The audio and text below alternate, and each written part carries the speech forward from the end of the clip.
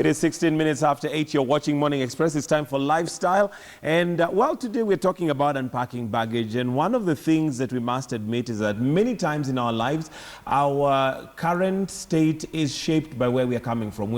A large part of our lives are shaped by our experiences. And this sometimes can affect the way we relate to one another. And especially when you get into what we call a romantic or a close relationship with a potential spouse, it may reflect where you're coming from. For instance, if you've gone through abuse, if you've gone through infidelity, how does that affect your relationship and how do you move on? How do you somewhat have a normal relationship as we go along? Well, that's what we'll be talking about here. We are packing baggage this morning right here on Morning Express, and hopefully Ken Oko will be joining us as we go along. But for now, I do have Chris Hart, who's a relationship expert. Thank you for being here with us. And well, Chris, is it true? Have I told the truth when I say many times our relationships currently may be shaped by where we are coming from, the experiences that we've gone through? Yeah, very true. And it's not just a previous bad relationship, it's also the effects of the relationship you had with your family, your siblings, your parents, when you were a child. All that comes forward and determines how you interact with romantic partners later in life. And so it's quite important for people to recognize what's happening. I mean, it's quite common, for example, I'm having a row with my wife, but I'm actually not having a row with her. I'm having a row with a previous partner, or even my mother. But reflecting it. But it's come forward into our relationship. Right. So she can be very perplexed by my attitudes on things, because she doesn't understand where they're coming from. She wasn't there in the previous life. Okay, let's start by first of all identifying. How can you identify that your spouse or potential spouse is not necessarily, like you say, fighting with you, but the baggage? I think it's actually extremely difficult for the victim to identify. They're just perplexed. Why on earth is my partner treating me like this? Yeah, it feels very odd to them. It has to be done by the person who's doing it, who has to stand back for a moment and say, hang about a minute, why am I fighting with my spouse about this issue, which actually doesn't seem to be really happening in there? You might, for example, be treating somebody as if they're being unfaithful. You're very suspicious of them. Actually, they're being a saint. But there's something about them, a mannerism, a little bit of behavior, perhaps a phrase they used, which has triggered the memory of something that a previous partner did, and they were unfaithful with you. So now you're treating them suspiciously. Okay. And my assumption is that majority of the things that would be a challenge in a current relationship would probably be negative things from a previous relationship, because you do reflect the positive as well. You do reflect the positive, yes, but that's not a problem. Yeah, that's not a problem. You know, if I've always had lovely relationships, my parents treated me beautifully, I grew up confident and secure, I'm going to go forward and have confident, secure relationships. Nobody's going to complain about that. But that can also be a challenge if you look at it differently, in that one can be naive. You can take a lot for granted. Yeah. To be truthful, the vast majority of us are pretty naive when we're sort of 18, 20, 22. We think Disney princesses, you know, the world's going to work beautifully. And the reality is, of course, we get a bloody nose a few times. All right, so let's maybe just unpack the baggage one by one. And let's talk about possibly in a case where one was in a relationship where there was unfaithfulness, whether it is emotional, whether it is physical, whether it was infidelity. How does one overcome that now in the current relationship without being over suspicious? Every phone call that comes, you're kind of trying to listen. When your husband or your boyfriend says he's out in Mombasa on a business trip, you're not thinking, what if this is a replay? I think there's two parts to your question. One is you've got to completely understand what happened in the previous relationship. You've got to understand the infidelity, how it happened, why it happened, what were the actual signs of it, the truthful signs of it, not just your suspicions. How did you deal with it? How did you discuss it with your previous partner? And what were its origins? So, for example, one of the things that leads to more infidelity than anything else is a lack of honesty in the relationship. So if your previous relationship was marked by a certain flakiness, you know, the fact that you didn't feel comfortable telling your partner the truth, and you know they weren't telling you the truth. Now, come forward into the current relationship, you need to be sure that some of the things that were hallmarks of what went wrong in the previous one are dealt with in this one. So, for example, don't go off straight away and start another relationship with someone who's also flaky, who's also not telling you the truth. Because if that's the case, then you're going to have a repeat. And it is worth saying that that is very common. It's very common for people to have a relationship which fails and then go forward and have an identical one. They've just changed the name. They've gone and found the same person with the same characteristics, and they have a repeat. I've known people do that in actual marriages 3 times. Yeah, I've even heard people talk about, why do I always attract the wrong people? Yeah. I always attract the criminal or the bad guys. Yeah, and the reason is because you've created some sort of template in your mind as to what you find attractive. And then you go out and you find that person, and it comes along with all the baggage. Right. And so you've got to be very wary of feelings of attraction. When you find somebody attractive, just think hard and say, hang on, this is exactly the same as the previous partner I had. I think this person is going to do the same thing to me. Maybe I should be revising what I find attractive. I mean, take a silly case. A woman who finds the big hunk very attractive. Right. He's got loads of testosterone, lots of aggression. He's probably going to be violent. He's probably going to lie a lot, and he's probably going to be devastatingly attractive to all the girls in the bars. So you're going to have trouble with him every time. Right. So maybe you should go for the geek next time, you know, and it'll perhaps be a happier Would relationship. that be viewed as compromising what you ideally would want in a partner? Maybe, but you know, you've got to ask yourself, what am I really looking for? And if the answer is, I want somebody who's got huge pecs, well, maybe that's a fairly superficial reason for choosing somebody. What you really want is honesty, truth, consideration, respect.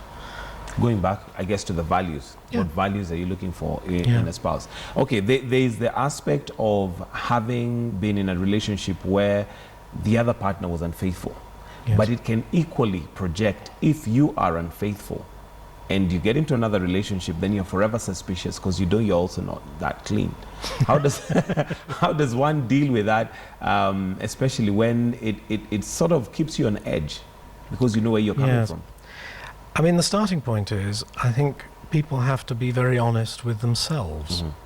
You know, it's very easy for people, we do it all the time, let's be truthful, to excuse our own behavior. I wasn't really the one who was to blame here. It wasn't my fault. The other person led me into it. We've actually got to spend a bit of time saying, how did I get into this situation and why?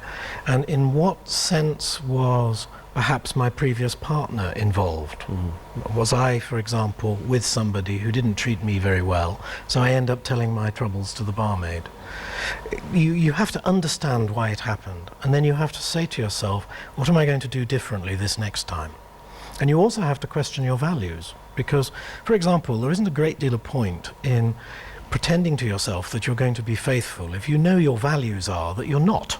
Right. You know, if you are not a faithful person, then don't actually involve yourself in relationships where faithfulness is demanded. Be the guy who's the perpetual bachelor if that's what you really are. But that, of course, would also leave you in a position where society looks at you in a certain way, so you'd be willing to be that person who's accepted that way. Yeah, and let's be honest with ourselves, there are people who do that. There are a proportion of both men and women who lead, let's call them promiscuous lives, and they know they're doing it, and they are accepting themselves for doing that. And if they're honest about it, they then don't go picking on people who want monogamy as part of the relationship. Okay. Well, in case you're joining us now, we are talking about dealing with baggage when you've been in a relationship and maybe some things have not gone too well. When it reflects in your current relationship, how do you deal with that? Sometimes it is conscious, sometimes you don't even know it's because of a previous relationship that is going on. Remember, we'll be opening up the phone lines in case you have a question that you'd like to be helped out with. We do have a relationship expert, and that's Chris Hart, and also now joining us is Ken Ouko, who's a sociologist. Thank you for coming in, and I call it the magic of TV. 1 minute you're not there, and the next next minute I'm talking and voila, just like that. I should call myself Houdini. Because the minute I talk on that camera one, then you suddenly appear. When you do camera two, you're there. Anyway, Ken, thank you for coming and welcome. We're talking about dealing with baggage, and one of the things we've looked at is how one can deal with that, and we're currently talking about unfaithfulness. And I don't know what your take is when somebody has been in a relationship where they experienced unfaithfulness and maybe it became the reason why they broke up. Now they're in another relationship and they're forever suspicious. They can never, everything has to be looked at through a magnifying glass. How does one deal with that? You know, relationships are basically life. That's about your life. So sometimes we go through trauma, we go through accidents and all these things that happen to us, and in the process we store them somewhere in our hypothalamus, in the back of your mind. And the hope is that every time you come by a new experience, you will shed the old, even though it never really completely disappears. And that's why people always say forgive but don't forget. So the idea is that it teaches you to be the next person that you're going to be. So if you walk into a new relationship, hopefully not so soon after the fast, then you should have, like they say, once bitten, twice shy. So then you've learned something from what happened to you the last time, and you're probably able to see the signs, you're probably able to, detect and understand how to walk through it. And sometimes it's actually for the better. But most times, depending on what really happened to you, if it's the kind of infidelity that is pervasive, for example, the one that just refuses to go away. There are people, you catch them and they become so good next 6 months or so. But there are sometimes when guys are just pathological. You do this and he says, oh, it's the devil. Then the next week again, another one. So that kind can be difficult to walk away from, because every next move the guy makes, the new one, you're thinking suspiciously, where is he going with this? All right. Chris, let's talk about forgiveness, because one of the things I think that would help you overcome really is forgiving. But first of all, let's define forgiveness, because forgiving here does not necessarily mean that you're naive. No. Forgiveness is one of these words that's not easy to understand. A lot of people think it means something like excusing somebody for their behavior, maybe even condoning it, or some sort of reconciliation. And in fact, it's none of those things. It's definitely not condoning bad behavior. It is actually an internal thing. You don't forgive someone, you are forgiving for yourself. It's about the process of letting go. You're the benefactor. Yeah, you're the beneficiary, not the other person. And it's about taking stock of what happened, fully understanding why it happened, understanding your own part in it if you were involved, because you might have been. It's about then reframing that experience, primarily to try and understand why the other person did it, whatever it was.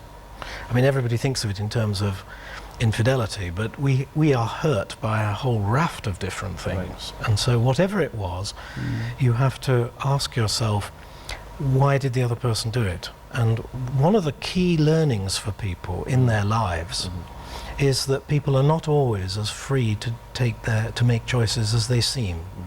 It seems to most people that if you do something bad to me, you did it deliberately. You chose maliciously to do something bad to me. Actually, if I really understand your circumstances, that might not have been as true as it seems. So I have to learn to put myself in your place and understand that perhaps what came to me as a very, very focused, very malicious act perhaps wasn't as bad as that. Not as malicious as that. It wasn't as personal as that. Okay, in sociology we say that forgiveness is a social investment. It's an interactive asset. And it's not something you're saying that, okay, you did something really bad, but I'm still here for you. No. You're actually forgiving someone in the sense that this could happen to you. Yep. Yeah, it could be you next time. There, but for the grace of God. You will need to walk through it. Yeah. The other thing about, one of the most amazing quotes from Buddha, if you look at Dilton's book on Buddha quotes, is that getting angry and staying angry at someone It's like hitting your head against a wall and expecting that person to bleed on your behalf. Right. Yeah, so it's you who's bleeding, it's you who's feeling the pain. So when you forgive them, like Chris says, you're not saying, hey, go ahead and do it again. You're just saying, for the sake of me, I release you. yes, I release you. I want to. Not so much that you release them as you release your You're own releasing memories. yourself, actually. Yeah, you're actually reconfiguring your memories. And the reason why that's important is because, think about it. Say my wife did something terrible to me 10 years ago. All the physical traces of that event have gone. The only thing that's left is my memory of it. Right. And if my memory of it is, as he says, bashing my head against a wall, and somehow I think that's going to make things better. No, it isn't. My head hurts.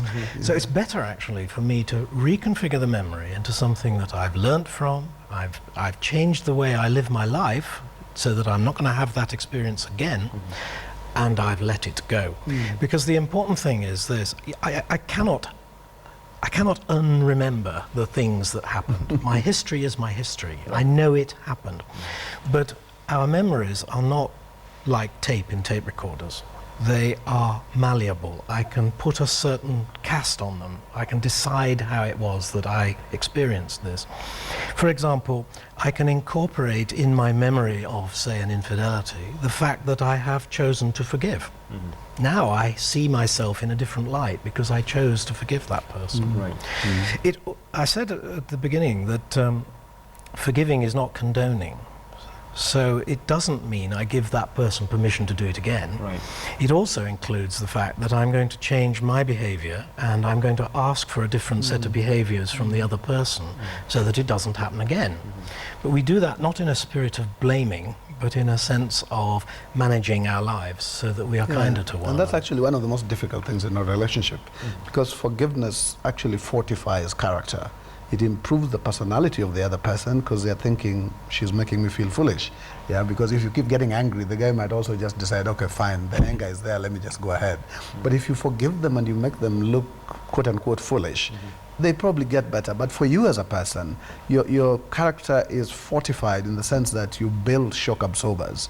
Yeah, and so that if this guy does this thing again, it will be him feeling the hurt. Not me. Yeah, not you, because you walk above him and you rise up. In fact, psychologists regard learning to forgive as one of the key developmental goals in people's of the lives. personality. If you think about toddlers, they do not forgive. You know, when you steal my toy, it's the end of the world. But sometime in my 20s and 30s, I need to learn to let go of bad things that happen to me. For example, I need to let go of all the bad things I think about my parents. There isn't a child on earth that doesn't dislike their parents about in something. one thing or the other, yes.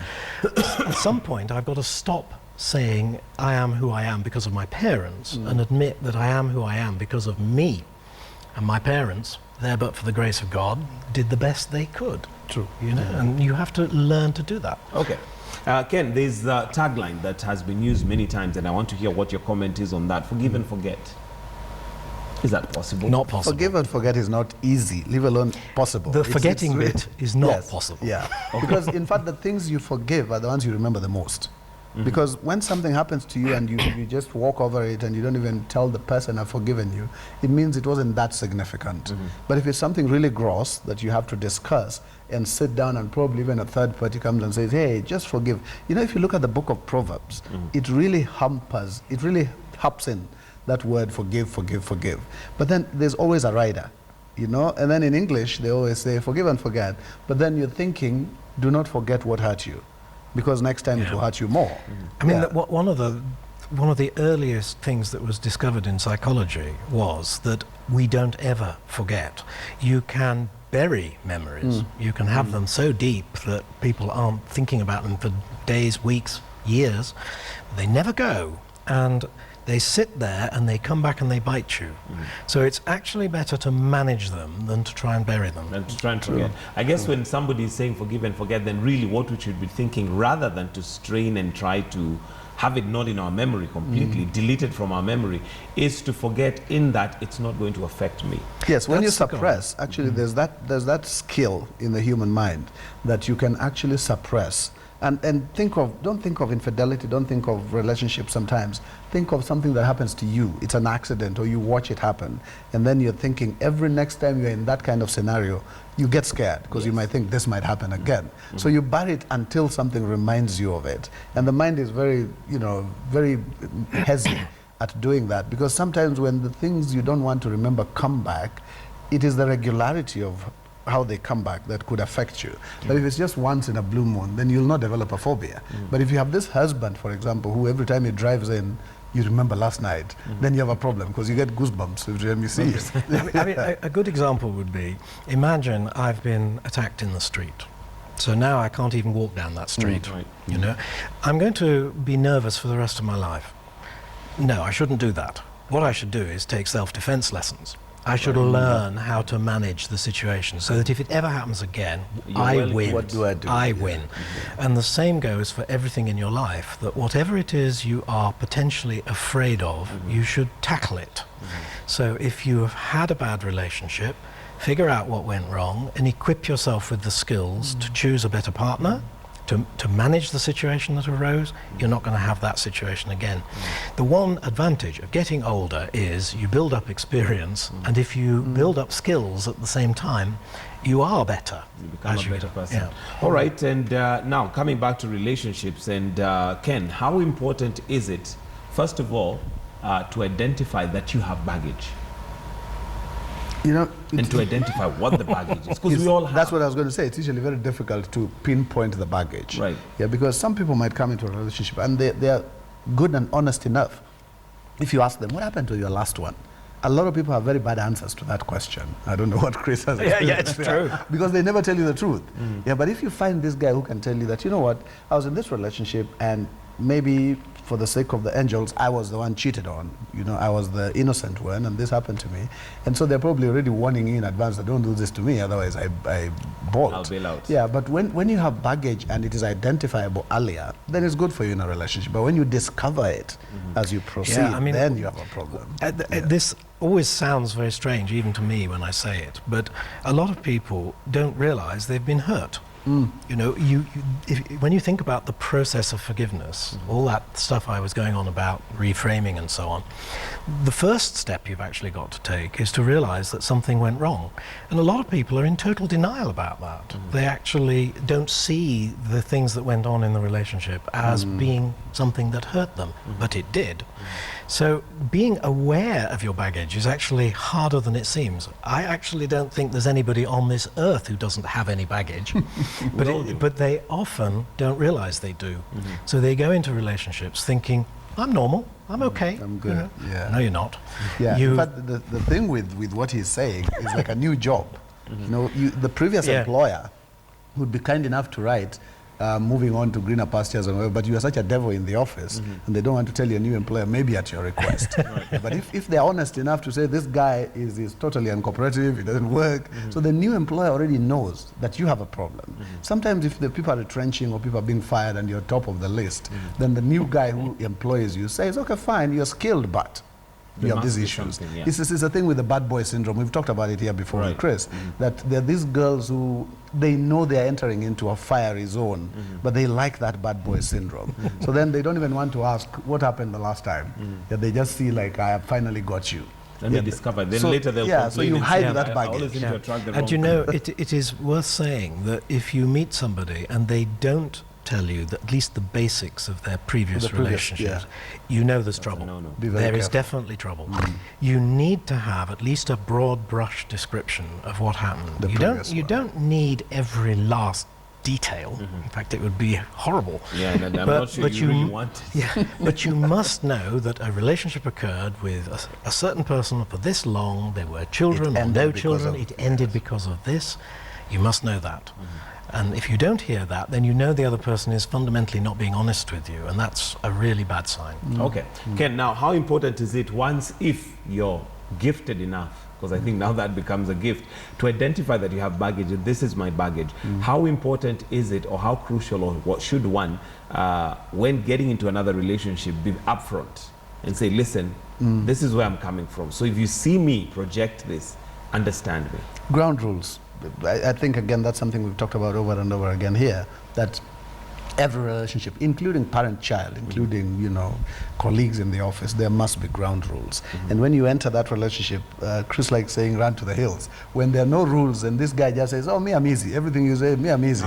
That's a dangerous Yes. guy. Yeah, you know? But Run for the hills. If there are ground rules that this guy says, no, no, no, based on this and this, we can do this, we can do ABCD, then you lay your QYZ and you say, okay, fine, let's do it from there. In fact, the best way to handle that from previous relationships would be to have new rules that counter the problems you had in the older one. Because sometimes if you're a virgin and you're starting afresh, you might not have all the ground rules that buffer you from anything else that might happen in a relationship. But if you've been through 2 or 3 of them, when you're entering the 4th one, your rules will be tailored towards safeguarding your And interests. you know, the sad thing is that very few people do that. What he says is true, but you'd be... Very few people do what? Have the ground rules? Very few people take stock at the end of a relationship and ask, how do I need to change the rules for the next one? And those rules might include the selection rules. You know, who do I go looking for next time to make sure I don't have the identical experience again? And when I get into the relationship, how am I going to change the rules so that I don't run into the same problems? And a very good example is the one we keep coming on to, honesty. Have a fundamental rule that you're going to choose somebody who's honest with you and be honest with them. And if you find yourself unable to do that, it's one of the worst flags you can possibly have in the relationship. It's telling you this relationship is not going to work out. Wow. Okay, and we're now coming up with these rules. Are you coming up with these rules for yourself, or do you tailor-make them also for the other person? Wouldn't one feel selfish? Yeah, there's one thing Chris likes saying about being selfish. All of us are.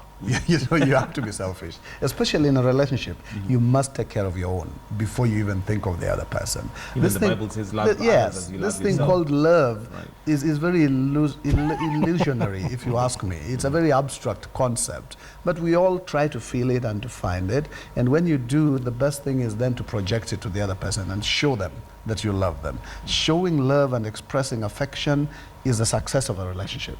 Yeah, because the other person will be like, my girlfriend never says anything nice, she never does anything nice, but she's there, she loves me, she's very faithful. Then there's something missing in that relationship. Because if you don't express yourself, like I said before, there's a sentiment and expression stage in a relationship where you have to be nice to the other person. And sometimes it's not really making you feel good with yourself, but you're saying, hey, I think of you.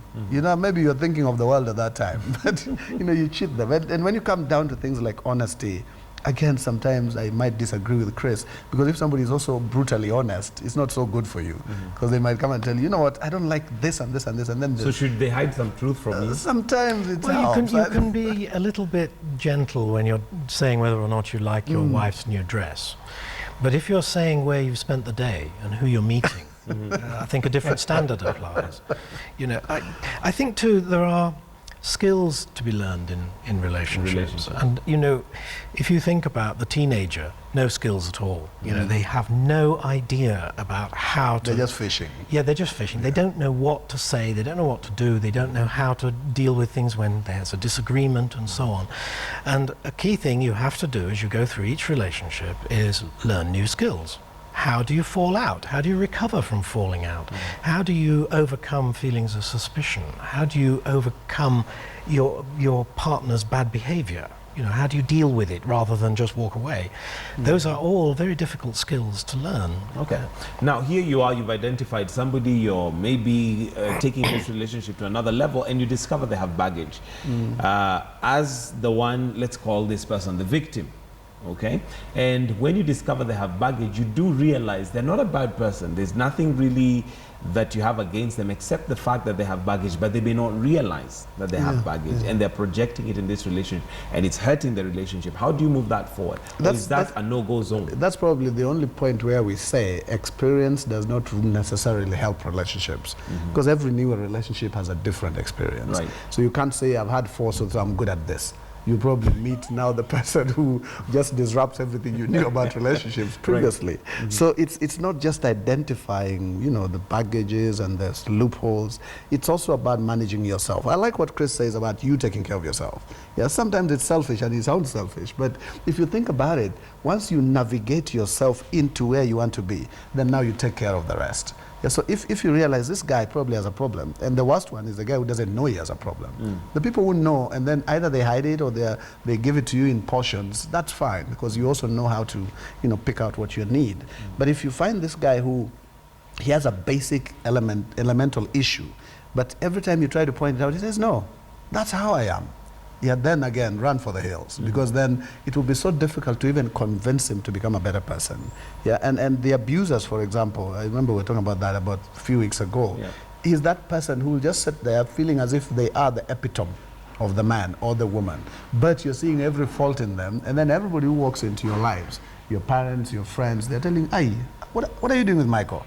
Because Michael is so like this. Right. But then it's you who's the blind one at that time. Yeah, so you have issues. This comes back to skills again, because I get into a new relationship and we're learning about one another.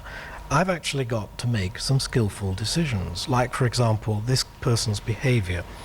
Is it due to something that I can or cannot change? If I'm dealing with somebody who's a total psychopath, and it's absolutely impossible to change that. Take off straight away. And then I have to ask questions like, is this some baggage? And if it is some baggage, what can I do about it? If you get somebody who won't admit to the baggage, won't be honest about it, take off. But if you're with somebody and you are able to start discussing what happened and understanding it and dealing with it up front, then you're probably going to have a very, very good relationship together. Okay. Yeah, but the difficult part, I think, which is sometimes what we need to talk about, is when other people see it for you. Like your mother, like your best friend, like your brother. They're the ones who tell you, hey, there's something here. There's something here that's but you're saying, no, you guys are just jealous, we are very happy. That's the kind of relationship that ends up in a ditch, because everybody else is able to see what you can't see. Yeah, so I think that skill is very necessary, that you as a person, you might then identify it, and the only thing you'll do when other people tell you is say, I know, we're working on it. And that means the guy must also be willing, the lady or the guy, to help you work on it. Because if it's not happening, you have a problem. That's not going to take off. Now, many times one might be in a relationship which they realize this guy or this girl has so much baggage, but you stay in it because of insecurity. You feel, what if I lose him? And, Yeah, right. Well, now that's not your partner's problem, that's your problem. Yeah. If you are in a relationship and know that you're in it because you're desperate, insecure, don't think you can get another, can't bear to be alone, you have got some personal issues to deal with. So deal with those before you inflict them on the other person. It's a critical step, again, in our lives, is to recognize our own insecurities, inadequacies, and deal with them. Right. And you have to. You're not really safe to be out in the relationship arena until you've got yourself in order. And is there a way of telling that you're in order? Because we all have insecurities, just like baggage. We all have certain things that we're not too confident about. Is there a time that you can gauge and say, okay, now I'm ready for a relationship? Well, the right thing to do is to test yourself. If you say, there are certain things I don't like doing, like say, I don't like meeting strangers, then immediately test yourself. Do it. Learn the skill. If you find that every time you find a new girlfriend, you don't trust her, well then start trusting her. Let her do the things she wants to do and trust her. Don't actually be naive. Keep an eye on what she's doing. But when you discover that she actually is behaving in a trustworthy manner, your own confidence will start to rise. But that's where the other person comes in, because if you've already identified where you are as a person, then now it's the other person's role to make you be comfortable. Yeah, so if they keep, behaving in such a horrible way, then it's up to you to make that decision to stay in or walk out. Yeah, but if you're just staying in because you're thinking, okay, let me just give it a shot, you're actually harming yourself. Yeah, because eventually you find yourself stuck there, and maybe everybody else, especially if it's in the village, everybody else has seen you together with that person, and so then that's already marked as a relationship that you're having. But you keep saying, I'm going to walk out. And as you were asking earlier, if the other person is not adequately giving themselves out to you, yeah, then you have a very blind kind of wall ahead of you. And then that's the time you need to start groping and finding who you are. Because if once you identify who you are, believe you me, that relationship will work for you, because you'll tell the other person, instead of going out clubbing, I want to go kesha. Then the guy says, okay, you go by yourself. And you actually do. And you're happy Yeah, with that. and you're happy with that. Right. And you come back home and the guy asks you, how was it? And you discuss it. And the next time he says, I'm coming with you. Then now you know things are working for Things you. are working But out if he for just tells you, okay, you cash every Friday, okay, I'll be at the bar. Then the two of you are going like that. Yeah, because one of you is chasing God, the other one is chasing something else. Alcohol. Yeah. Okay, let's talk about rebound, because rebound sometimes is not very conscious, where somebody has broken up in one relationship and is very quick to get into another one, whether it is to prove to the other one, hey, I don't need you, or it is to prove to yourself that I'm still, okay. How does one, first of all, identify this? This is rebound. This is not really, I don't like this guy as much. I mean, again, this is one of those skills you have to acquire. I think it's a pretty much inevitable thing for a person who's just been disappointed to want to get into another sort of relationship of some sort. Now, the danger is that you go into something very vulnerable, make a lot of mistakes. With experience, you realize that that is likely to happen. So you say to yourself, I'm not going to do that. I will have friends, I will have a social life, I will spend time with my family, I might even have a new girlfriend. But I will be upfront with her about where I am in the process and say to her, look, we're just having a drink together and I don't think this is going to progress very far because, frankly, I'm on the rebound. And I know my personality is all unstable at the moment and I will disappoint you, but let's enjoy a drink tonight. You can do that, but if you get in a place where you say, I'm instantly going to remarry, chances are you'll make a lot of misjudgments along the way. You know, it's like that career thing, the job thing I was talking about, that if you leave your place of work, a very unhappy person, and you walk out, and then the next guy offers you a job and it's probably paying less, but you say, let me just take it to show this guy I'm still in this building. still in the business. Yeah, then definitely that's not going to work for you. But if you can afford it, take a month away or 2 months away, rethink. Already you've secured something else, so you're still weighing the options, and do it. And if you translate that back onto a relationship, I tell young guys, like at the university, all of them, I always say, do not walk across the bridge. Yeah, wait for that bridge to stabilize. Because the minute you finish off with one relationship, and then you say next semester you have a new one, just to show the other guy, the classmate, that you have a new one, definitely the one of you is going to fall on their noses. Yeah, and the thing with rebounding is that it's usually vengeful. Yeah, and when it is vengeful, it is the new guy in the relationship who's having fun, not you. Because you're just trying to show someone else that, I can do this. Yeah, but the person who is benefiting from this is not yourself. Right. It is the other They're person. actually using you as a pawn. Yes. So is there a way of identifying that this person is on the rebound and they're not really interested in me? They're literally going through a season. The best way of realizing that they're on the rebound is to ask them. You need to ask the question, what was your previous relationship? Again, we go back That's to what we were talking about earlier. Yeah, You and need if you get some vague answer, then just quietly say thanks for the drink and leave it. And if they say to you, well, I've just left marriage 20 years and it ended 3 days ago, then you know where you stand. Right. But you must not be naive about that. You must not go into a situation where you don't know that somebody's on the rebound. I guess what we're saying, Ken, and maybe I don't know if you support this, is that one of the key values that one needs to have within a relationship is honesty.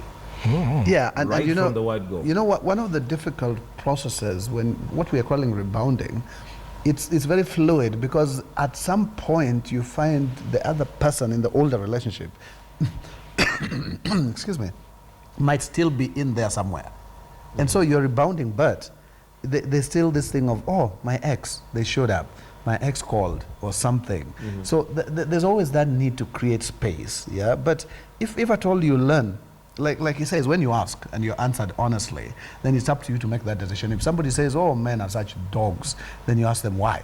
And they say, oh, the last one. And how old was the last one? Last week. And then Yeah. you know what you're getting yourself into. You definitely know there's a problem. But if the person is never willing to talk about it and just say, oh, relationships, they're just, he's always very vague, like Chris says, then of course take your time. You might like the person. You don't have to run to the hills. But you can wait around and see if it comes through. And then you avoid that word rebound, because rebound is the worst thing you can ever do in your life. You'll end up, quote unquote, being used. I don't like that word being used, but you might end up being used for the benefit of the other person. Okay, as we wind up, Chris, what are some of what you'd call rules of thumb when it comes to a new relationship? We've obviously identified honesty is one of them, and the minute you are not willing to be honest with somebody else and they're not being honest with you, then something needs to be sorted out before you get into that relationship. Are there other aspects that if somebody is getting into a relationship now, they need to be wary about and say, this is a rule of thumb for me? Well, I think the most important first rule is that you are learning about yourself. You understand what you need in relationships and why you need it and where it's coming from. And if any of that is not very palatable, like insecurity, deal with it. So get yourself into the right place before you go inflicting yourself on someone else. That's the first rule. The second rule is that out there are hordes of people who will suit you, and there are many, many times as many who will not, and you have to sort them out. So you need to meet a lot of people and ask a lot of questions up front, early on, and figure out which ones are good and which are bad. Sort the sheep from the goats. And don't just assume that just because somebody is pretty and standing there with your drink in their hand, that this isn't a relationship. No, it isn't. Right. Make sure that that person has got a lifestyle that suits you, has got values that suit you, and has got a history that is okay. Now you can go ahead. You could almost marry them on the spot once you've discovered all that. You see the point I'm making? Right. So if you understand your own expectations and then find somebody who matches them, chances are you're going to have a very good relationship. Okay. Ken, do we have a time frame that one can say, I will stay this long before I can actually decide that this is the person? No, it's not cast in stone, but it's always good for you to, these two concepts of declaration and sieving. The declaration part is where you declare what you want next. And then you also ask the other person that you've met and you're having a drink with what they want. Yeah, because once we know what both of us want, then you can say, oh, even 2 weeks is good enough for me. Yeah, and you say, this is the right person, and if you let go, maybe you'll never see them again. Yeah, but then there's the sieving part where now, which is what he's talking about, you clarify what is right and what is wrong, and also clarify the choices. Because sometimes when you leave an older one, and you meet a guy who looks like the previous one, you might want to run, and yet this guy has all the virtues you've been looking for. Yeah, but every time you see him either behave like that guy, you start thinking, you know? So there's never really a time frame cast in stone. It's just what you feel and how you feel. But you want to make it as short as possible. You don't waste time. Don't get into a relationship.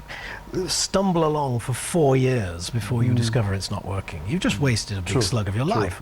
So work at it quickly so that you can rule out the no-hopers. Whether this is for you or not. Now, Ken, how important is it to involve friends? And what I mean by this is, here I am with somebody who, and I'm told time is up, so you need to do this very briefly, but to find out the circle of friends within this person so that I can tell who they are.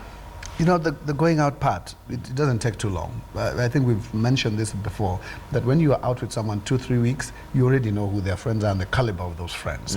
And sometimes when you see all the matatu touts hanging around your man, then you know you're in the wrong company. It doesn't take you a week to discover that. Okay, I think we'll wind it up right there. Thank you very much, Chris Hart, a relationship expert, and Ken Oko, who's a sociologist. Today we're talking about dealing with baggage. And well, that's where we wind up our show this morning, Morning Express. And let me take this opportunity to wish you all a fantastic and a great day from us here within the Morning Express crew that works behind the scenes to ensure that this program goes on air. And of course, you at home, who ensure that we are not mad talking to ourselves. Have yourselves a great day. God bless.